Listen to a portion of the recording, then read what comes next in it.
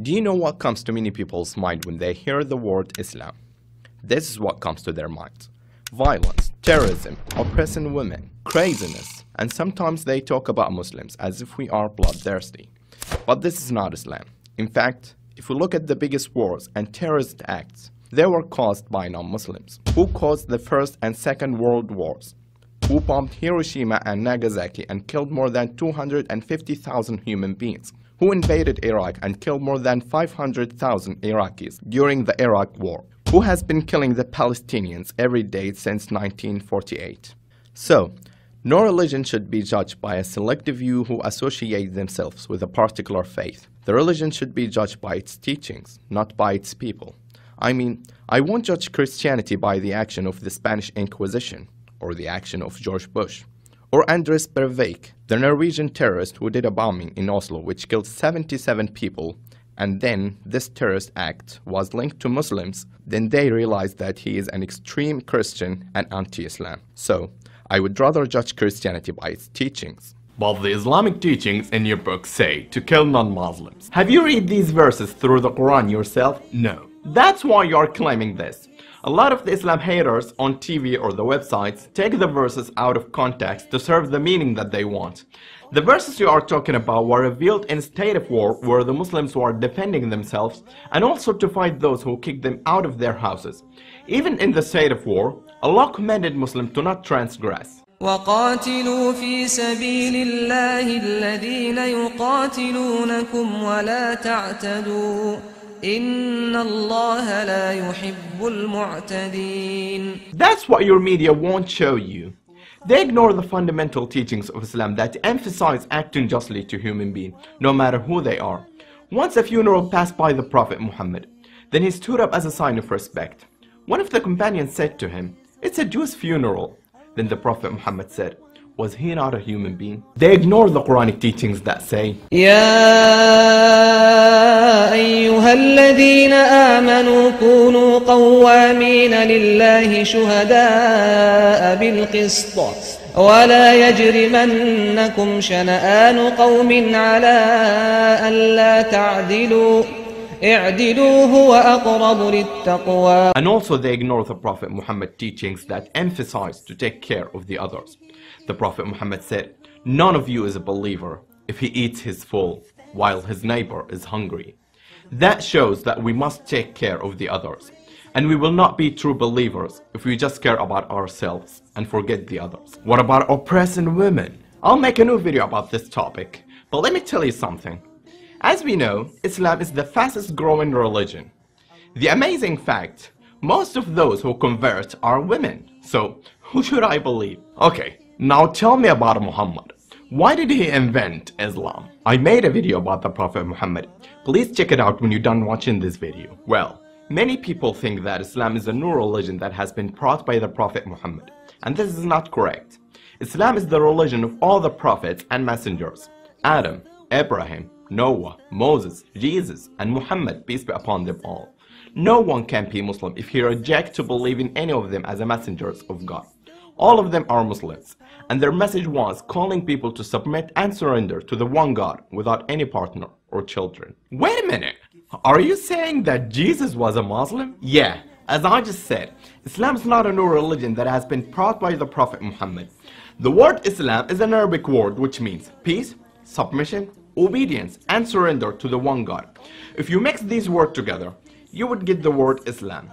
And you can find that in the Bible. It speaks of the prophets that calling people to submit and surrender to the one God, which is the concept of Islam. But the God of the Bible is not your God, Allah. No. We both believe in the same God. Allah is the creator. Allah is the name of God in Arabic.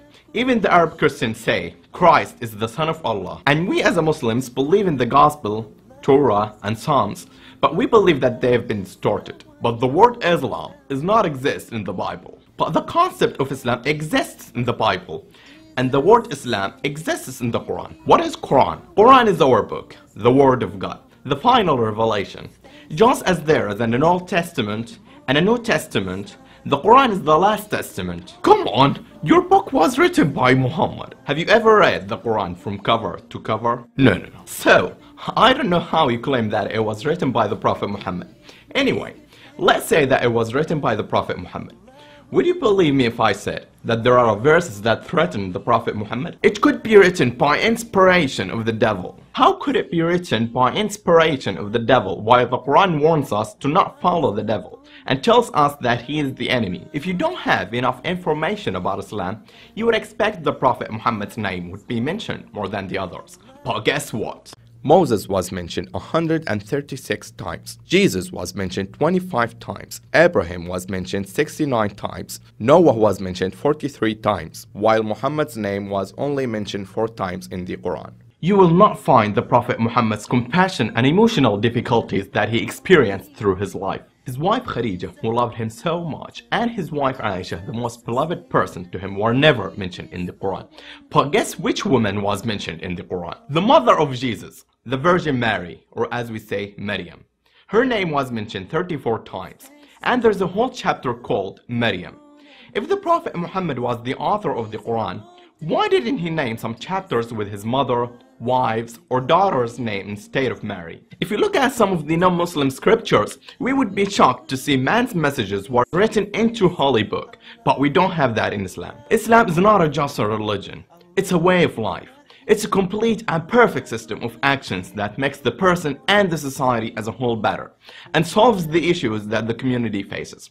Economic crisis, for example. The way to solve economic crisis is changing the banking system to the Islamic banking. And this way function under the Islamic financial system because it doesn't deal with money lending. When I was in England, I was surprised that many banks offer Islamic accounts.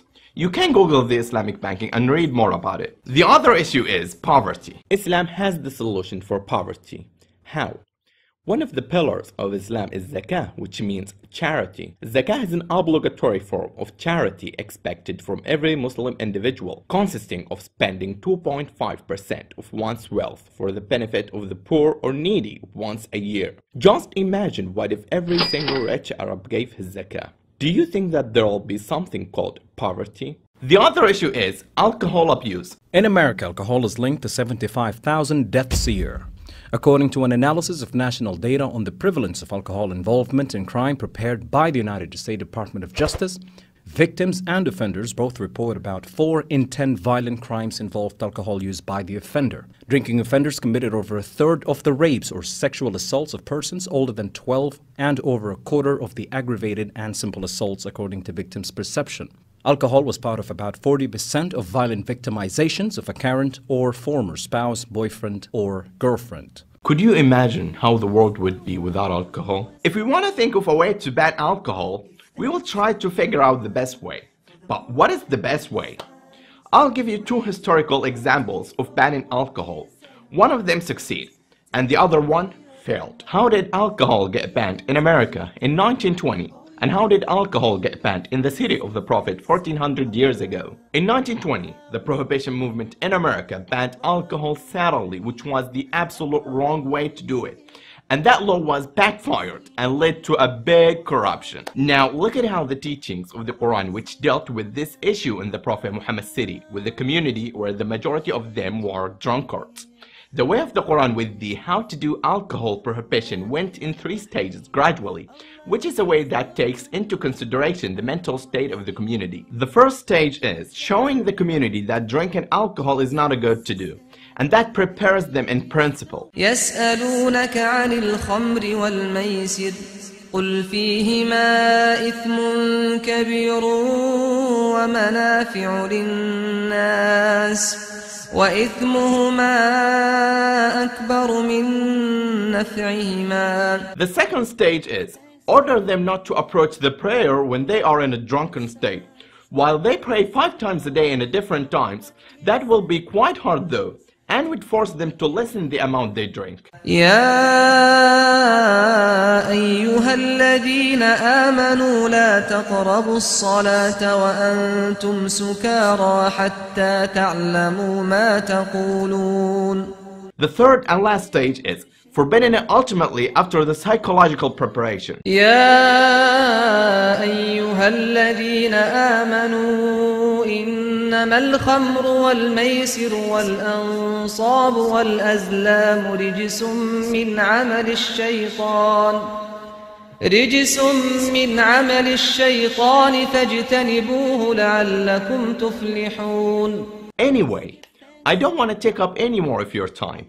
If you are interested to know more about Islam, you can check this website www.shareislam.com or www.islamhouse.com to get free Islamic materials in any language. I bear witness that there is no God but Allah, and I bear witness that Muhammad is the messenger of Allah, and I bear witness that Jesus is the messenger of Allah. Thanks for spending your time to watch this video, and I do apologize if I said anything wrong.